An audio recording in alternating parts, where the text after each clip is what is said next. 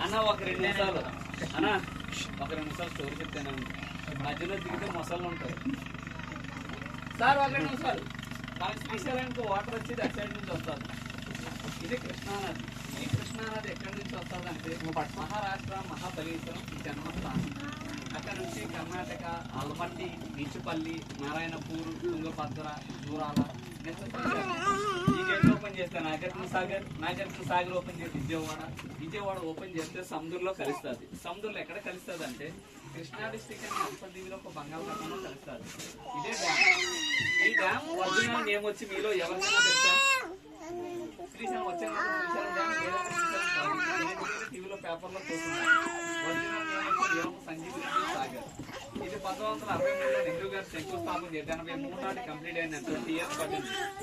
ఈ డ్యామ్ కట్టేటప్పుడు నీలం సంజీవ్ రెడ్డి గారు మన సీఎం గా రాష్ట్రపతిగా చేశారు. ఆయన డ్యామ్ కట్టేటప్పుడు ఎంతో కాబట్టి ఆయన చనిపోయిన తర్వాత ఆయన పేరు పెట్టారు. రైట్ సైడ్ గ్రీన్ బిల్డింగ్ కనబడుతుంది కదా, అది right side power house AP Andhra Pradesh. ఈ లెఫ్ట్ సైడ్ ఇల్లో బిల్డింగ్ కనబడుతుంది, ఇది left side power house Telangana. Divide అయింది కాబట్టి పవర్ హౌస్ అంటే పవర్ హౌస్లు కాదు, power house dam front side ఉంటాయి. పవర్ హౌస్ కి వాటర్ గేట్ ఆపరేటింగ్. ఈ right side power house 770 megawatts. ఈ లెఫ్ట్ సైడ్ వచ్చి 900. ఇంతకుముందు పవర్ ప్లాంట్ కాల్పుని గుర్తుంది కదా, ఈ లెఫ్ట్ సైడ్ నీటి మట్టం జాలి చూసారు కదా, ఆ జాలి నుంచి పవర్ ప్లాంట్ వాటర్ వెళ్తుంది అనమాట. మనకి వాటర్ వచ్చే సైడ్ గానే 16 కిలోమీటర్లు అక్క మహాదేవి కేవ్స్ విన్నారు కదా, సుమారు 800 సంవత్సరాలు పైబడి జరిగింది కదండి ఇది. అక్కడ 1,00,000 సంవత్సరాలు ఏర్పడ్డ కేవ్స్ ఒకటి ఉందండి పురాణాలతో చెప్పిన లెక్కల ప్రకారంగా. అక్క మహాదేవిది కర్ణాటక. మల్లికార్జున స్వామి ఒక స్వరూపాన్ని చూసి పెళ్ళంటూ చేసుకుంటే ఆ మల్లికార్జున స్వామిని పెళ్లి చేసుకోవాలని వేరు మతస్తున్నారు.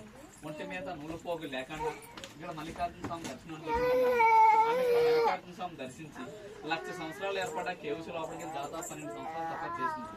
ఆమె తప్పక ప్రతిరూపంగా శ్రీ భ్రమరాంబ మల్లికార్జున స్వామి ప్రత్యక్షమై ఒక స్వయంభూ శివలింగాన్ని లోపల. మన శ్రీశైలంలో ఉన్నది జ్యోతిర్లింగం అంటాం, అదేం స్వయంభూ. మన శ్రీశైలంలో లింగానికి 1000 రూపాయలు పెట్టి మన అభిషేకాలు చేస్తుంటాం, లేదంటే పూజలు చేస్తాం.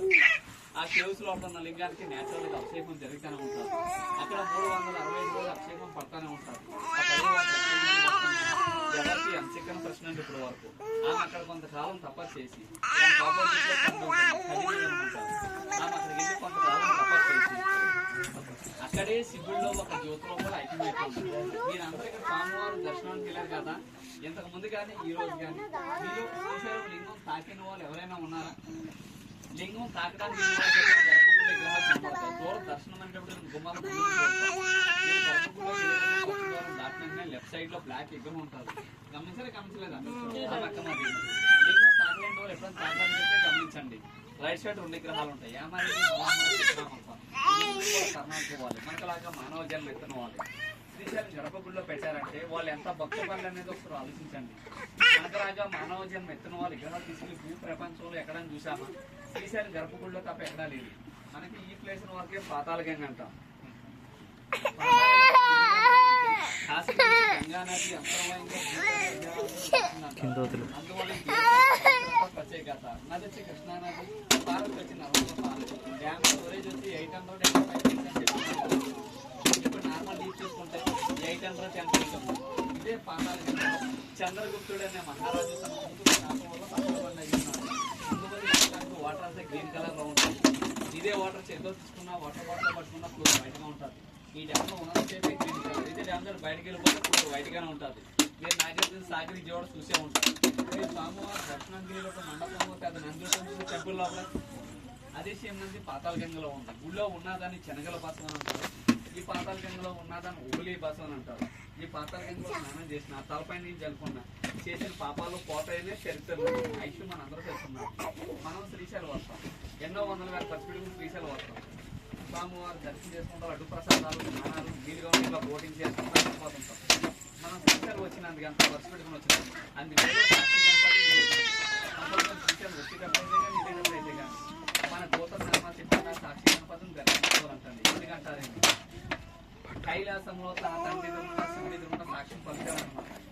ఎవరెవరు శ్రీశైలం వచ్చారు, ఎవరెవరు శ్రీశైలం రాలేదని. త్రేతాయుగంలో శ్రీరామచంద్ర ప్రభు స్వామివారిని దర్శించి ఆ సాక్షి గణపతిని సందర్శించినట్టు చరిత్రలో.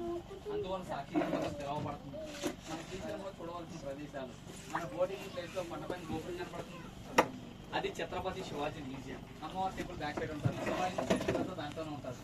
దాని కిలోమీటర్ దూరంలో యామారెడ్డి మల్లమ్మ కన్నీరు ఆశ్రమం ఒకటి ఉంది. చెక్ పోస్ట్ దాటిన తర్వాత వాళ్ళ పంచదార కేసరం శిఖరం. శ్రీశైలం నుంచి 22 కిలోమీటర్ల లాంగ్ జర్నీ చూసుకుంటే టెంపుల్ విన్నారు కదా. ఓన్లీ జీపీ మాత్రమే వేరే వెహికల్ వెళ్తాం. మన ఇంట్లో గుర్తు తీసుకుంటాం. శిఖరం నుంచి 2 కిలోమీటర్ల ముందుకేస్తే లెఫ్ట్ సైడ్ లో ఉంటుంది దారి. మన భారతదేశం మీద ఎక్కడా లేదని ఇష్టం టెంపుల్ ఓన్ శ్రీశైలం అక్కడ ఉంది.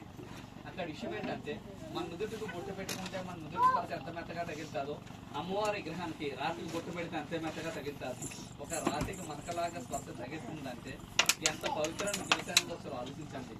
ఇక్కడ విషయాలన్నీ ఇయ్యానండి. నేనైతే గైడ్ అయితే కాదు, బోర్డు డ్రైవర్ని. ఏదో జీతాలు తక్కువ గైడింగ్ చెప్పుకుంటాం. మా గైడింగ్ మీకు నచ్చితే మీరు సంతోషంగా ఏమైనా ట్రిప్ ఇస్తే తీసుకుంటాం. Okay sir, thank you.